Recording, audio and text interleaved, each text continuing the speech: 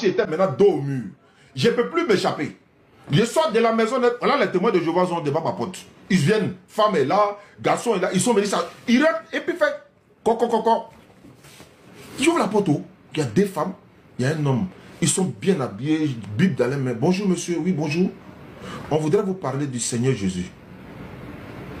Quelle audace, quel courage. Dans ma maison, oui. Ils m'ont donné Bible, beaucoup s'est déposé là, oui. Qu'est-ce que je dois faire de cette Bible-là? Je dois regarder maintenant le contenu. Je dois maintenant, parce que je ne peux plus fuir. Je suis coincé. Je vais dans le bus où ils sont là. Je vais au marché où ils sont là. Je vais au carrefour où ils sont là. Dans ma maison, ils sont là. Je ne peux pas fuir. Je dois me défendre maintenant. La meilleure défense, c'est quoi? C'est de maîtriser l'arme de mon adversaire, qui n'est pas mon ennemi. J'ai commencé à lire la Bible maintenant. Dieu ouvre. Parce que je suis coincé, je ne peux plus aller. Donc il faut que je me défende. J'ouvre. Jean chapitre 17, 3. Jésus dit, la vie éternelle, c'est de te connaître, toi le seul vrai Dieu, et celui que tu as envoyé, Jésus-Christ. Ah. Celui qu'on me dit qu'il est Dieu là, c'est pas lui qui se présente comme envoyé de Dieu ici. Attends, le livre là doit être intéressant, hein? Attends. Ça doit être intéressant, ça. J'ouvre encore. Jean 20, 17. Jésus dit, ne me touche pas, car je ne suis pas encore monté vers mon Père. Mais va trouver mes frères et dis-leur que je monte vers mon Père qui est votre Père, vers mon Dieu qui est votre Dieu. Dans ma tête, ça sonne. Je monte vers mon Dieu qui est votre Dieu. Mais attends, on m'a dit il est Dieu, non? Lui-même, il est déjà Dieu, non? Il monte vers quel Dieu? Voilà comment mon esprit s'ouvre maintenant. J'ouvre encore. Tu vois que le livre maintenant me contamine. Luc 6, 12. En ce temps-là, Jésus s'est rendu sur la montagne pour prier. Il passa toute la nuit à prier Dieu. Jésus prie Dieu, oui.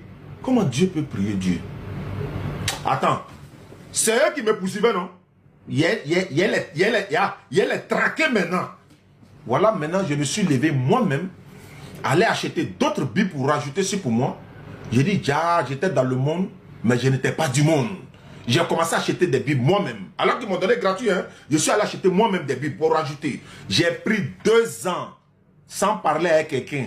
Je suis là à étudier ça. J'ai cherché, connaître. Le premier jour, j'ai vu un chrétien dans la rue en train de prêcher. J'ai dit, je m'avais lui demandé. Il m'a dit, Jésus est Dieu. Bonjour monsieur, oui, bonjour. Excusez-moi, hein, oui. La dernière fois que j'ai passé, vous m'avez dit de donner ma vie à Jésus, non? Oui, effectivement. Est-ce que vous pouvez me lire Jean 20, 17? Il dit, ok, il n'y a pas de problème. Il a pris son micro. Je monte vers mon Dieu qui est votre Dieu, vers mon Père qui est votre Dieu. S'il te plaît, Jésus est Dieu, il monte vers quel Dieu? C'est gâté. Il ne peut pas répondre. Ma fille vient me trouver à la maison. Natacha, papa, oui, c'est pas bon. Il dit à quoi? À l'école là, oui. Il y a une petite fille là, oui. Elle se lève à 10 h. Elle prêche, elle dit, celui qui ne donne pas sa vie à Jésus, il va en enfer. Et là, elle nous traumatise, ça me fait mal, je ne sais pas comment il va répondre. Ma fille vient. Il leur a donné 6 versets.